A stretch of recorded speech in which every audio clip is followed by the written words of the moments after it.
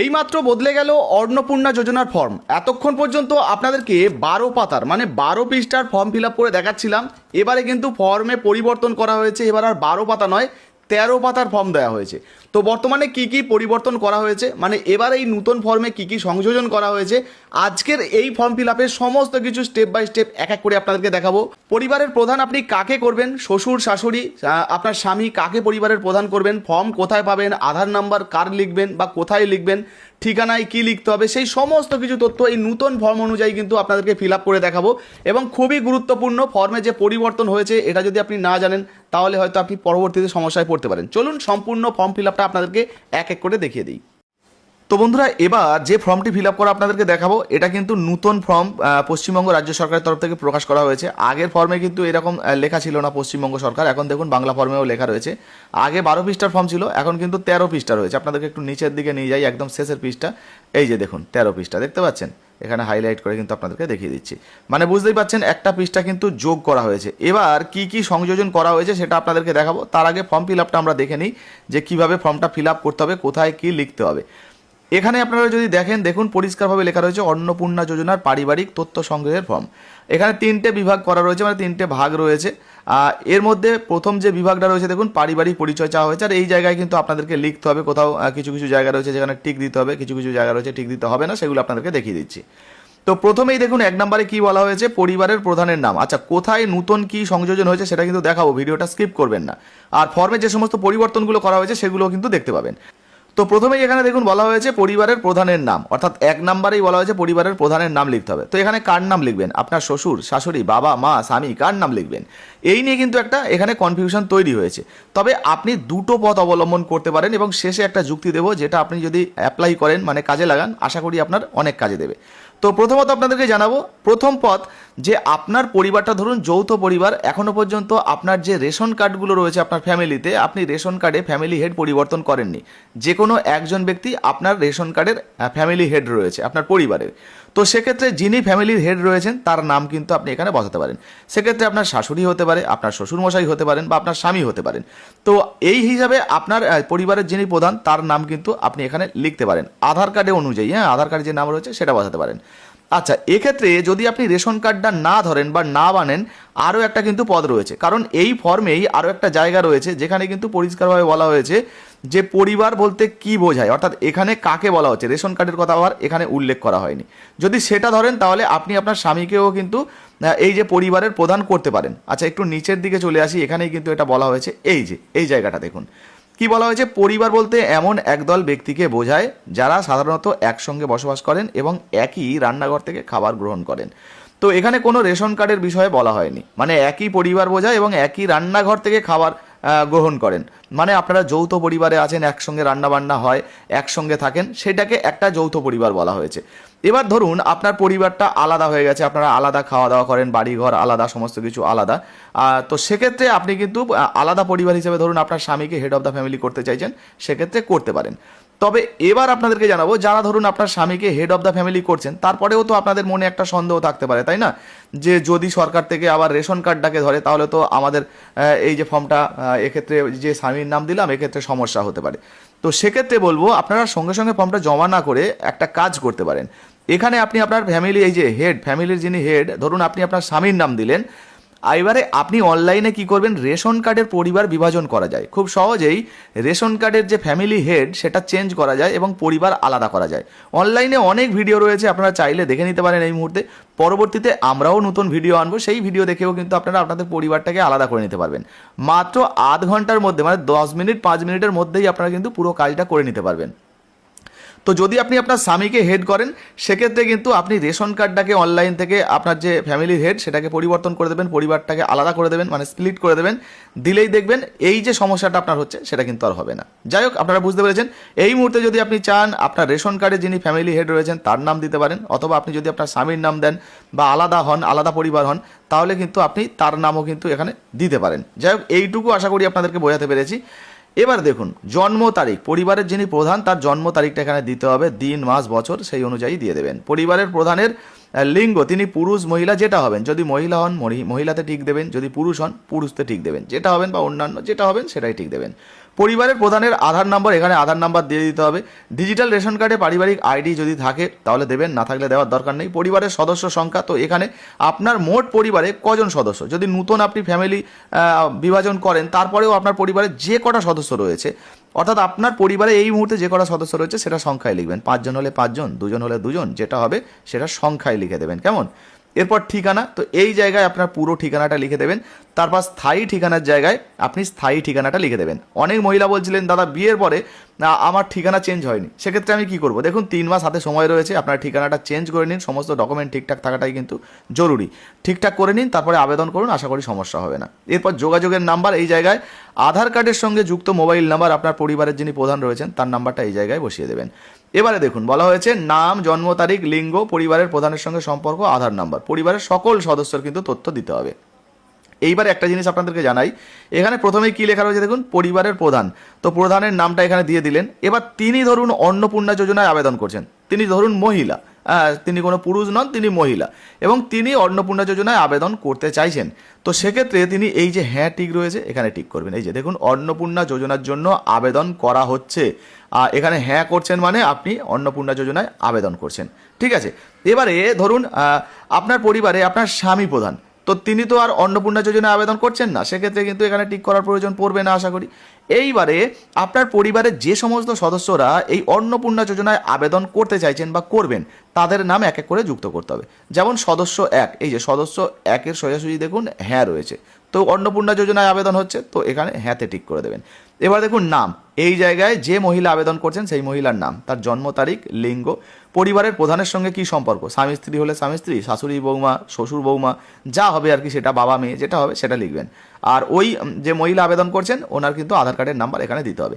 একইভাবে ধরুন অনেকে জানতে চাইছিলেন যে দাদা আমাদের পরিবারে 3 জন মহিলা রয়েছে, তো একই যৌথ ফ্যামিলি, তো আমরা 3 জন মহিলা কি একটা ফর্মে আবেদন করতে পারবো? ফ্যামিলি মেম্বারের যিনি হেড রয়েছেন হেডকে 1 রেখে সবাই আবেদন করতে পারবো? হ্যাঁ। তারপরে এই যে সদস্য 1, সদস্য 2, এই সমস্ত যে রয়েছে দেখুন এখানে কিন্তু আপনারা এক এক করে যোগ করতে পারবেন, ঠিক আছে। এইবারে চলে আসুন পরের অপশানে, এখানে দেখুন বলা হয়েছে পরিবারের প্রধান এবং পরিবারের সকল প্রাপ্তবয়স্ক সদস্যদের ব্যাংক অ্যাকাউন্ট নগদ অর্থ স্থানান্তরের জন্য। তো পরিবারের যিনি প্রধান রয়েছেন তার ব্যাংক অ্যাকাউন্ট দিতে হবে, তো ব্যাংকের নাম এখানে লিখে দেবেন, অ্যাকাউন্ট নাম্বারটা পরিষ্কারভাবে লিখবেন, আইএফএসসি কোডটা এখানে লিখবেন। কি বলা হয়েছে? ডিবিটি ক্রেডিটের জন্য আধার লিঙ্কযুক্ত ব্যাংক অ্যাকাউন্ট প্রদান করুন, তো অবশ্যই আধার লিঙ্ক রয়েছে, ডিবিটি লিঙ্ক রয়েছে, এরকম অ্যাকাউন্ট দেবেন। এরপরে দেখুন বলছে আচ্ছা যদি আপনার ফ্যামিলির যিনি হেড রয়েছেন তিনি পুরুষ হন তারপরেও কিন্তু তার ব্যাংক অ্যাকাউন্ট নাম্বার এখানে দিয়ে দেবেন, ঠিক আছে।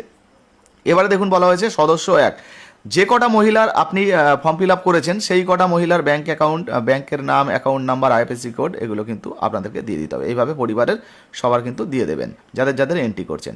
এরপর নিচের দিকে চলে আসুন 11 নম্বরে, দেখুন বলা হয়েছে ইপিক, তো পরিবারের যিনি হেড অফ দ্য ফ্যামিলি রয়েছেন তিনি এবং প্রাপ্তবয়স্ক যে সমস্ত সদস্য যাদের ভোটার কার্ড রয়েছে তালিকা এবং অংশ নম্বর এগুলো কিন্তু দিতে হবে। তো ইপিক নাম্বারটা, ভোটার কার্ডের নাম্বারটা এখানে বসাবেন। বিধানসভা ক্ষেত্র এবং অংশ নম্বর ভোটার কার্ডে পেয়ে যাবেন, সেটাকে দেখে দেখে এখানে বসিয়ে দেবেন। সদস্য 1, সদস্য 2, এইভাবে কিন্তু অন্যান্য যে সদস্য রয়েছে তাদেরগুলোও কিন্তু বসিয়ে দেবেন। এরপরে বিভাগ, দেখুন এই বিভাগে কি লেখা রয়েছে, আপনি অসংরক্ষিত ক্ষেত্রের যদি মহিলা হন বা আপনার ধরুন অসংরক্ষিত আর্থিকভাবে দুর্বল ক্যাটাগরির হন, সেই সঙ্গে ধরুন আপনি এসসি, এসটি, ওবিসি বা অন্য ক্যাটাগরির যে ক্যাটাগরির হবেন সেই ক্যাটাগরিতে আপনি টিক করবেন। এবার দেখুন যে ক্যাটাগরির হবেন সেই ক্যাটাগরির শংসাপত্র, যেমন জাতিগত শংসাপত্র, আর্থিকভাবে দুর্বল শ্রেণী, ইডব্লিউএস শংসাপত্র, তো এই সমস্ত শংসাপত্র যেটা আপনি সিলেক্ট করবেন সেই জেরক্সটা কিন্তু আপনি অবশ্যই ফর্মের সঙ্গে যুক্ত করে দেবেন। শুধু তাই নয়, যে সমস্ত ডকুমেন্টের কথা বলছি আপনাদেরকে, ব্যাংক অ্যাকাউন্টের জেরক্স, ভোটার কার্ডের জেরক্স, আধার কার্ডের জেরক্স, এগুলোও কিন্তু আপনারা ফর্মের সঙ্গে অ্যাটাচ করে দেবেন। যে কটা সদস্য ফর্ম ফিল আপ করছেন প্রত্যেকের কিন্তু ডকুমেন্ট দিতে হবে। এবার দেখুন বলা হয়েছে রেশন কার্ড বা খাদ্য ভর্তুকি, যদি পান তাহলে এই জায়গায় টিক করে দেবেন। এরপরে দেখুন বলা হয়েছে আপনার কি ডিজিটাল রেশন কার্ড আছে, তো যদি থাকে হ্যাঁতে টিক করবেন, আর যদি না থাকে নাতে টিক করবেন। তো হ্যাঁতে যদি টিক করেন সেক্ষেত্রে আপনার কোন ধরনের রেশন কার্ড রয়েছে সেটা কিন্তু আপনাকে এখানে মেনশন করতে হবে। যদি AAY থাকে, PHH, SPHH, RKSY 1, 2 বা ভর্তুকিহীন রেশন কার্ড যেটা রয়েছে আপনার ক্ষেত্রে সেটাই টিক করবেন। পরিবারটি রেশন দোকান থেকে মাসিক রেশন তুলছেন কিনা, তো যদি তোলেন তাহলে হ্যাঁতে টিক করবেন, না তোলেন তাহলে নাতে টিক করবেন। এরপরে সম্পদের ক্ষেত্রে কি বলা হয়েছে দেখুন, বাড়ির ধরন, আপনি যে বাড়িতে বসবাস করছেন আপনার বাড়িতে কি 3 বা তার বেশি পাকা ঘর রয়েছে, যদি হ্যাঁ থাকে মানে হ্যাঁ হয় তাহলে হ্যাঁতে টিক করবেন, যদি না হয় তাহলে নাতে টিক করবেন। এরপরে দেখুন বলা হয়েছে পারিবারিক জমির মালিকানা, যদি পারিবারিক কোনো জমি থেকে থাকে সেক্ষেত্রে জমির মালিকানা আছে কি না সেটা আপনি এখানে দেবেন। যদি হ্যাঁ হয় সেক্ষেত্রে দেখুন রেজিস্ট্রেশন নথি, মিউটেশন এবং আর হালনাগাদের তারিখ সহ সর্বশেষ জমির রেকর্ডের কপি কিন্তু আপনাকে জমা করতে হবে। আর যদি না হয় তাহলে এগুলো কিছু দিতে হবে না। এরপর নিচের দিকে চলে আসবেন, দেখুন এখানে বলা হয়েছে পরিবারের সকল সদস্যের মোট জমির পরিমাণ শতকে, অর্থাৎ যে কজন সদস্যকে আপনি এন্ট্রি করছেন সবার মিলিয়ে কত পরিমাণ জমি রয়েছে শতকে এখানে লিখতে হবে। রেজিস্ট্রেশন নথি, সর্বশেষ আর জমির নথি, এগুলো কিন্তু আপনাকে দিতে হবে। যানবাহন বা আপনি বা আপনার পরিবারের কোনো সদস্য কি অবাণিজ্যিক মোটর চালিত 4 চাকার গাড়ি আছে, মানে আপনাদের পরিবারে ব্যবসা করেন না, নিজস্ব কোনো 4 চাকা গাড়ি টাড়ি আছে কিনা সেটা জানতে চাওয়া হয়েছে। যদি হ্যাঁ হয় মানে থাকে তাহলে হ্যাঁতে টিক দেবেন, যদি না থাকে নাতে টিক দেবেন। আর হ্যাঁতে টিক দিলে গাড়ির নাম্বার, রেজিস্ট্রেশন নাম্বার, গাড়ির মডেল নাম্বার এখানে কিন্তু আপনাকে লিখতে হবে। এবার বলা হয়েছে দেখুন পরিবার ভিত্তিক সদস্যদের স্বাস্থ্য বিমা, যদি স্বাস্থ্য বিমা থাকে তাহলে হ্যাঁতে টিক দেবেন, না থাকলে নাতে টিক দেবেন। নাতে দিলে কিছু লিখতে হবে না, আর হ্যাঁতে দিলে আপনার কোন ধরনের স্বাস্থ্য বিমা রয়েছে, সরকারি না বেসরকারি, কোন কোন সদস্য রয়েছে, প্রিমিয়ামের পরিমাণ কী রয়েছে, সেই সমস্ত বিবরণ কিন্তু এখানে দিতে হবে। এরপর নিচের দিকে চলে আসুন, আয় বা পেশা, কোনো সদস্য কি ইনকাম ট্যাক্স দিয়ে থাকেন, মানে আয়কর বা পেশাগত কর দিয়ে থাকেন, তো যদি দিয়ে থাকেন তাহলে এখানে হ্যাঁ দেবেন, যদি না দেন তাহলে না দেবেন। পরিবারের সদস্যদের প্যান কার্ড যদি থাকে, তো যাদের যাদের প্যান কার্ড রয়েছে প্যান কার্ড থাকলে হ্যাঁতে টিক করবেন। এবার যাদের যাদের নাম রয়েছে, মানে যাদের যাদের নামে প্যান কার্ড আছে তাদের নাম এবং প্যান কার্ডের নাম্বার এখানে পরপর কিন্তু দেওয়া রয়েছে, আপনারা দিয়ে দেবেন। এরপর নিচের দিকে চলে আসবেন, এবারে দেখুন বলা হয়েছে কর্মসংস্থানের ধরন। তো প্রথমেই পরিবারের যিনি প্রধান তিনি কোন ধরনের কাজ করে, সরকারি ক্ষেত্রে কাজ করেন, বেসরকারি ক্ষেত্রে বেতনভুক্ত কর্মচারী বা অন্যান্য অনেক এখানে অপশান রয়েছে, আপনারা দেখতে পাচ্ছেন প্রচুর অপশান রয়েছে। এর মধ্যে থেকে আপনি যে কাজটা করেন সেটা দিতে পারেন। যেমন অসংগঠিত ক্ষেত্রে স্বনিযুক্ত, যেমন কারিগর, শিল্প, কৃষক, মানে শিল্পী, কৃষক। তো আপনার যেটা হবে সেটা কিন্তু আপনি এখানে টিক করবেন সেই বক্সে, আর যে কাজটা আপনি করেন সেটা নিয়ে একটা স্বঘোষণাপত্র দিয়ে দেবেন। শুধু তাই নয়, আপনার পরিবারের অন্যান্য যে সদস্যগুলো রয়েছে তারা যে কাজ করে সেগুলো কিন্তু এখানে টিক মার্ক করবেন এবং সেই অনুযায়ী কিন্তু তথ্য আপনারা এখানে দিয়ে দেবেন। এরপরে আমরা নিচের দিকে চলে আসবো, নিচের দিকে দেখুন 4 নম্বরে বলা হয়েছে পরিবারের শিক্ষিত প্রাপ্তবয়স্ক সদস্যদের সংখ্যা এবং পরিবারের অশিক্ষিত প্রাপ্তবয়স্ক সদস্যদের সংখ্যা। তো যদি ধরুন আপনার পরিবারে 2 জন শিক্ষিত তাহলে এখানে 2 দিলেন, আর ধরুন 1 জন অশিক্ষিত তাহলে 1 দিলেন, বা ধরুন কোনো অশিক্ষিত নেই তাহলে আপনি এখানে 0 করে দেবেন, ঠিক আছে। যদি যে যারা যারা শিক্ষিত রয়েছে বা অশিক্ষিত রয়েছে সেগুলো এবার পরিবারের প্রধান যেমন দেওয়া রয়েছে এখানে উদাহরণ দেওয়া রয়েছে। যদি ধরুন পরিবারের প্রধান শিক্ষিত তাহলে শিক্ষিত টিক দিলেন, যদি শিক্ষিত হয় তাহলে তিনি সর্বোচ্চ কত শিক্ষাগত যোগ্যতা তার রয়েছে এখানে লিখে দেবেন, ঠিক আছে। এবার যদি অশিক্ষিত হন তাহলে আর লেখার দরকার পড়বে না, অশিক্ষিত টিক দিলে। সদস্য 1, 2, 3, 4 করে এবার বাকি সদস্যগুলো রয়েছে আপনাদের পরিবারের সেগুলো কিন্তু আপনারা লিখতে পারেন। এরপরে 5 নম্বরে বলা হয়েছে কোনো সদস্য কি কোনো সাংবিধানিক পদ, মন্ত্রী, সাংসদ, বিধায়ক, পৌরস্থানীয় সংস্থা এবং পঞ্চায়েত সংস্থার প্রাক্তন বা বর্তমান ধারক, যদি এই ধরনের কোনো পদ থাকে হ্যাঁ দেবেন, যদি না থাকে তাহলে নাতে টিক দেবেন, ঠিক আছে। তখন আর হ্যাঁতে টিক দেওয়ার দরকার নেই। আর যিনি এই পদে রয়েছেন তার সদস্য নাম্বার কিন্তু দিতে হবে এবং সেখানে দেখুন স্বঘোষণাপত্র দিতে হবে বা জমা দিতে হবে, তো নথি জমা দিতে হবে। এবারে দেখুন বলা হয়েছে কোনো সদস্য কি সরকারি পেনশনভোগী, যদি কেউ সরকারি পেনশন পান তাহলে এখানে টিক দিতে হবে আর সদস্য নাম্বার কিন্তু এখানে দিতে হবে, যদি না পান তাহলে এখানে কিন্তু টিক দেবেন। মনে রাখবেন আপনি হয়তো ভাবছেন যে আপনি ভুলভাল তথ্য দেবেন, সেক্ষেত্রে কিন্তু ভেরিফিকেশনে আপনি ধরা পড়ে যাবেন, তাই যে তথ্যগুলো সঠিক সেগুলো কিন্তু দেওয়ার চেষ্টা করবেন, ঠিক আছে। এবার দেখুন বলা হয়েছে যে কোনো সদস্য কি জিএসটির অধীনে নিবন্ধিত আছেন, মানে কারো জিএসটি ফাইল যদি করা থাকে সেই জিএসটি ফাইলের নাম্বার এখানে দিতে হবে, আর হ্যাঁ হলে হ্যাঁতে এখানে টিক দেবেন, আর তখন কিন্তু জিএসটির নাম্বার দিতে হবে, না হলে কিছু দেওয়ার দরকার নেই। পরিবারের মোট বাৎসরিক আয় টাকায় কত টাকা পারিবারিক ইনকাম রয়েছে, তো সেক্ষেত্রে আপনার 1 লাখ, 1.5 লাখ, 2 লাখ যে টাকা আপনি পারিবারিক ইনকাম করেন বাৎসরিক সেটা কিন্তু এখানে দিয়ে দেবেন আপনাদের ইনকাম। অন্যান্য পরিচয়পত্র, সিএ আবেদনের বর্তমান অবস্থা যদি থাকে, মানে সিএতে যদি আবেদন করে থাকেন তাহলে দেবেন, যদি প্রযোজ্য না হয় এখানে প্রযোজ্য নয়তে টিক করে দেবেন, তাহলে আর অন্যান্য কিছু করার প্রয়োজন পড়বে না। সদস্য 1, 2 বাকি এরকম কিন্তু রয়েছে। এরপর নিচের দিকে চলে আসুন, বলা হয়েছে দেখুন কেসিসি, কিষাণ ক্রেডিট কার্ড বা শিল্পী ক্রেডিট কার্ড, মৎস্যজীবী ক্রেডিট কার্ড, শিক্ষার্থী ক্রেডিট কার্ড, এই ধরনের কোনো ক্রেডিট কার্ড আছে কিনা, পরিবারের প্রধানের আছে কিনা, যদি থাকে নাম্বার, আইডি সংখ্যা, যে তারিখে ইস্যু করা হয়েছে সেটা, আর কর্তৃপক্ষ কোথা থেকে আপনারা এই কার্ডটা পেয়েছেন বা কারা ইস্যু করেছে সেটা এখানে লিখে দিতে পারেন। তারপর সদস্য 1, 2 এইভাবে কিন্তু রয়েছে, বাকিগুলোরও কিন্তু করতে পারেন। এরপরে দেখুন বলা হয়েছে যদি এসআইআর 2026-এর তালিকা থেকে নাম বাদ পড়ে থাকে তবে মামলাটি ট্রাইব্যুনালে বিচারাধীন কি না, যদি প্রযোজ্য হয় তাহলে এখানে টিক দেবেন, যদি না হয় না, হ্যাঁ হয় হ্যাঁ, আর যদি হ্যাঁ হয় তাহলে আবার মামলার যে বিবরণ সেগুলো কিন্তু আপনাকে দিতে হবে। আচ্ছা, এরপর নিচের দিকে চলে আসবেন, অন্যান্য সদস্যদেরও যদি থাকে সেগুলোও দিতে হবে। এবারে দেখুন বলা হয়েছে সামাজিক মর্যাদা এবং নির্ভরশীল ব্যক্তিগণ, বিদ্যালয়ে অধ্যয়নরত পরিবারের সকল শিশুর বিবরণ। আপনাদের বাড়িতে যদি কোনো বাচ্চা থেকে থাকে তাদের বিবরণ দিতে হবে। অনেকে প্রশ্ন করছিলেন দাদা আমাদের বাড়িতে কোনো বাচ্চা নেই, তো সেক্ষেত্রে কী করবো, এখানে আপনি এই যে সদস্য সংখ্যা এখানে 0 বসিয়ে দেবেন, তাহলে আর কিছু করার নেই, মানে আর কিছু লিখতে হবে না। আর যদি ধরুন আপনার বাড়িতে 2টো বাচ্চা আছে তাহলে 2 লিখবেন, সদস্য মানে শিশু সদস্য 1, তো এখানে শিশুর নাম দেবেন, তারপর শ্রেণী, কোন বিদ্যালয়ে পড়ে, ধরন সরকারি বেসরকারি মানে কোন ধরনের স্কুলে পড়াশোনা করে সেখানে টিক দেবেন।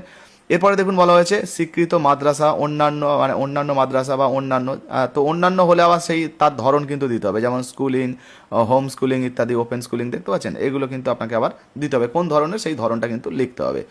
আর যদি কোনো বাচ্চা না থাকে তাহলে কিছু লেখার দরকার পড়বে না, ওখানে 0 লিখে দিলে।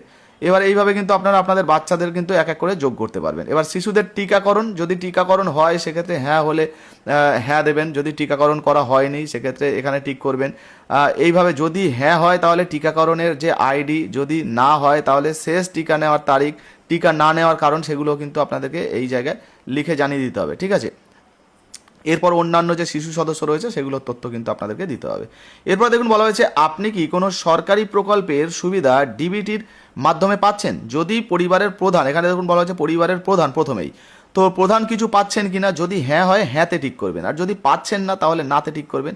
আর যদি আপনি ধরুন পাচ্ছেন সেক্ষেত্রে এখানে কি বলা হয়েছে প্রকল্পের নাম, আর আপনি কি প্রকল্পটি থেকে নিজেকে নিজেকে কি দেখুন এখানে নিচে বলা হয়েছে প্রত্যাহার করতে চান, মানে এই প্রকল্প থেকে আপনি বেরিয়ে যেতে চান আর টাকা পেতে চান না। তো এই যে প্রকল্পের নাম, এই জায়গাটা দেখুন প্রকল্পের নাম, তো এখানে লেখার দরকার নেই, নিচে বক্স রয়েছে, তো 1 নম্বরে এই যে দেখুন এই যে বক্স রয়েছে এখানে আপনি কোন প্রকল্পের টাকা পাচ্ছেন সেটা লিখবেন। ধরুন আপনি পরিবারের প্রধান, আপনি বৃদ্ধ ভাতা পাচ্ছেন, ঠিক আছে, আপনি বৃদ্ধ ভাতা পাচ্ছেন, তো এখানে বৃদ্ধ ভাতা লিখে দিলেন। প্রত্যাহার করতে চান, যদি আপনি এই বক্সে টিক করেন তাহলে আপনার এই বৃদ্ধ ভাতাটা কিন্তু বন্ধ হয়ে যাবে, মানে এখানে প্রত্যাহার করতে চাইছেন মানে আপনি চাইছেন যে আমার প্রকল্পের টাকাটা যেন না ঢুকুক, তো সেই জন্য আপনাদেরকে বলবো আপনি যেহেতু টাকা চান তো এই জায়গায় কিন্তু আপনি টিক করবেন না। আগে এই বক্সটা কিন্তু বা এই পেজটা কিন্তু ছিল না, এখন নতুন করে এই পেজটা যুক্ত করে দেওয়া হয়েছে, বুঝতে পারছেন। আপনি এবারে অনেক মহিলা রয়েছেন যারা মনে ভাবছেন ধরুন আমি বিধবা ভাতার টাকা নেব না, তো আমি নেব কি, আমি অন্নপূর্ণা যোজনার টাকা নেব, তো উনি লিখে দিলেন এখানে বিধবা ভাতা। এবার প্রত্যাহার করতে চান, তো বিধবা ভাতাটা আমি প্রত্যাহার করতে চাই, তো এই রকম আর কি, ঠিক আছে। তবে এই জায়গাটা পরিবারের প্রধানের জন্য মনে রাখবেন। এবার ধরুন কোনো মহিলা তিনি অন্নপূর্ণা যোজনায় আবেদন করতে চান, তো সেক্ষেত্রে এই যে মানে আবেদন করছেন আর কি, সেক্ষেত্রে এই যে সদস্য 1 দেখুন, তো হ্যাঁ টাকা পাই, তো এই হ্যাঁ তিনি টাকা পাচ্ছেন। এবার কোন প্রকল্পের টাকা পাচ্ছেন এখানে লিখলেন বিধবা ভাতা।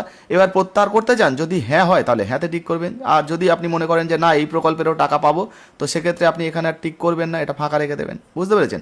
এইভাবে সদস্যদের জায়গায় সদস্যদের, বাড়ির প্রধানের জায়গা প্রধান, সদস্যদের জায়গায় সদস্যদেরগুলো কিন্তু ফিল আপ করতে হবে। তো এটা কিন্তু সম্পূর্ণ নতুন পেজ, একদম নতুন পেজ, দেখতে পাচ্ছেন এই জায়গাটা কিন্তু আগে ছিল না। এবার দেখুন এটা কিন্তু 12 নম্বরের পেজ চলছে। দেখুন বলা হয়েছে বাদ দেওয়া হলে কারণ অফিসার কর্তৃক পূরণীয়। আপনার এই ফর্মটা যদি এবার বাতিল হয়ে যায় সেক্ষেত্রে কেন বাতিল হচ্ছে এখানে কিন্তু লেখা দিয়ে দেওয়া হবে। এবারে দেখুন এখানে কিন্তু ঘোষণাপত্র রয়েছে, মানে স্বঘোষণা, এই জায়গায় সম্মতির বক্সে আপনি টিক করে দেবেন, নিচের দিকে চলে আসবেন, এখানে আপনাকে সই করে দিতে হবে, এই জায়গায় আপনি সিগনেচার করে দেবেন, সই করে দেবেন। এরপরে দেখুন নিচের দিকে চলে আসুন। এই আগেই আপনাদেরকে বলছিলাম না যে পরিবার বলতে এমন একটি দল বোঝায় বা এক দল বোঝায় যারা সাধারণত একসঙ্গে বসবাস করেন এবং একই রান্নাঘরে খাবার দাবার গ্রহণ করেন, তো এটা কিন্তু পরিবারের হেড, সেই অনুযায়ী কিন্তু এটা দেওয়া হয়েছে।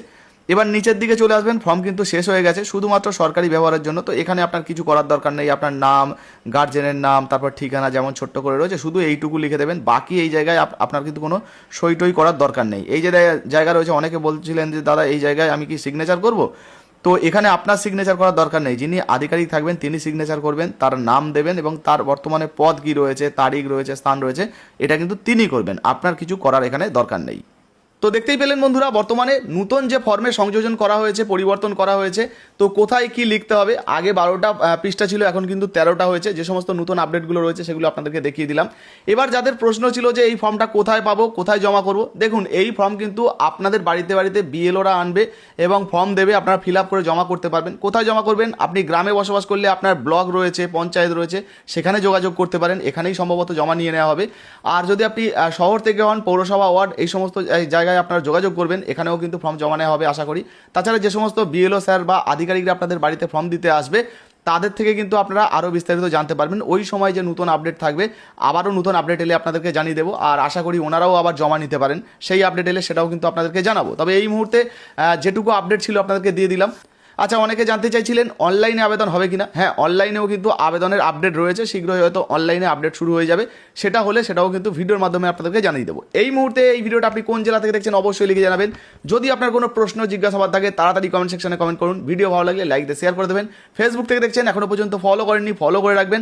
আর হ্যাঁ, ভিডিওটা বেশি বেশি করে শেয়ার করুন যাতে অন্যান্য বন্ধুরা জানতে পারে। সঙ্গে আপনি ইউটিউব থেকে দেখছেন অবশ্যই আমাদের চ্যানেলটিকে সাবস্ক্রাইব করবেন।